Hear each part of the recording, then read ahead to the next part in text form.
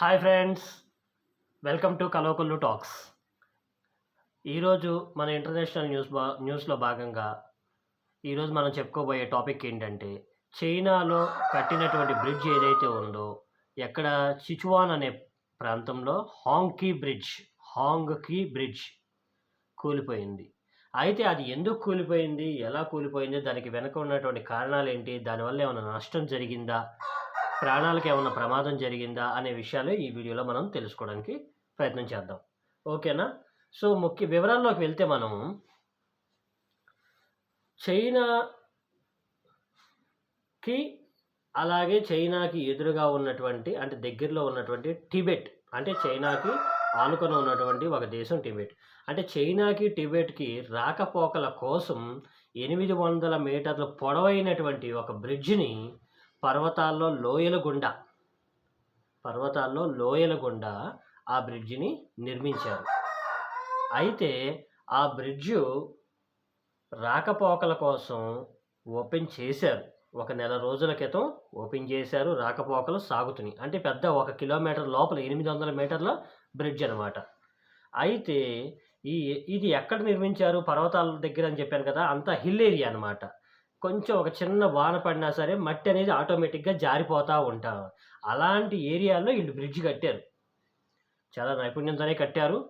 మంచి ఏరియానే, కాకపోతే మంచి సెలక్షనే. ఎందుకంటే దానివల్ల ఎవరైతే టిబెట్ ఉందో, టిబెట్ నుంచి ఇటు చైనాలోకి, చైనా నుంచి టిబెట్లోకి ఈజీగా రాకపోకలు జరుగుతాయి, వాణిజ్య సంబంధాలు కూడా పెరుగుతాయి అనే ఉద్దేశంతో ఈ బ్రిడ్జ్ని నిర్మించడం జరిగింది. అయితే 2 రోజుల క్రితం, అంటే ఈ ప్రమాదాన్ని జరగడానికి ముందు 24 గంటల క్రితమే అక్కడ రోడ్డు మీద, అంటే ఆ బ్రిడ్జి వేసినటువంటి రోడ్డు మీద పగుళ్ళు రావడం గమనించారు. గమనించి వెంటనే ఏం చేశారు? ట్రాఫిక్ మొత్తాన్ని క్లోజ్ చేశారు. ఆ బ్రిడ్జ్ మొత్తాన్ని క్లోజ్ చేసేసారు.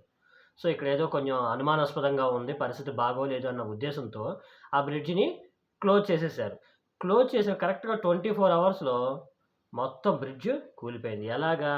పర్వతాల నుంచి తీవ్రమైనటువంటి వర్షం రావడం వల్ల ఆ బండరాళ్ళు జారి కరెక్ట్గా బ్రిడ్జి మీద పడి బ్రిడ్జి సగం కూలిపోయి ఇలా పూర్తిగా వాలిపోయి గాల్లోకి 10 సెకండ్లు తేలియాడి కంప్లీట్గా కొలాప్స్ అయిపోయింది.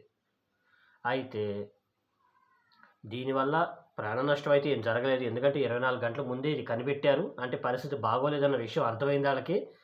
కూలిపోయే అవకాశాలు ఉన్నాయన్న ఉద్దేశంతోనే దాన్ని ట్రాఫిక్ ఆఫ్ చేశారు. సో ప్రాణ నష్టం అయితే జరగల. కానీ చైనాలో నిర్మించి కూడా సంవత్సరం, అంటే ఈ సంవత్సరం జనవరిలో దీన్ని నిర్మించడం స్టార్ట్ చేశారు. నెల క్రితమే ఓపెన్ చేశారు. అంటే దగ్గర ఒక 10 నెలల్లో బ్రిడ్జిని కట్టడం అయింది, ఓపెన్ చేయడం అయింది. సో కేవలం 10 నెలల వ్యవధిలోనే కట్టిన బ్రిడ్జి కూలిపోయిందంటే నాణ్యతా లోపాలు ఏమన్నా ఉన్నాయా? అంటే అది క్వాలిటీగా కట్టలేదా? చైనా ప్రభుత్వం ఏం చెప్తుందంటే, లేదు, బ్రిడ్జ్ క్వాలిటీతోనే కట్టారు, ఇక్కడ క్వాలిటీ సమస్య కాదు, ప్రకృతి వైపరీత్యం వల్ల జరిగింది ఇది. అక్కడ ఉన్నటువంటి పరిస్థితులు, అక్కడ కొంచెం అక్కడ భూమి కదులుతూ ఉంటుంది అన్న ఉద్దేశంతో మేము కట్టాము, కానీ అయినా సరే మేము అక్కడ ఫెయిల్ అయ్యాము అన్న ప్రభుత్వం చెప్పింది. కానీ నిపుణులు ఏం చెప్తున్నారు? సరే, అక్కడ పర్వతాల్లో కట్టారు, లోయల్లో కట్టారు, అక్కడ భూమి కదిలిపోద్దని మీకు తెలుసు, దానికి తగ్గట్టుగా మీరు ఎందుకు డిజైన్ చేసుకోలేకపోయారు, ఇంజనీర్ వైఫల్యం ఎందుకు అక్కడ జరిగింది అని నిపుణులు అడుగుతున్నారు. సో దీని గురించి ఇంకా వివరాలు రావాల్సి ఉంది. దీని గురించి మీకేమన్నా తెలుసుంటే దయచేసి కామెంట్స్లో షేర్ చేయండి మీ అభిప్రాయాలని. ఈ వీడియోలో అంతే friends. Thank you so much.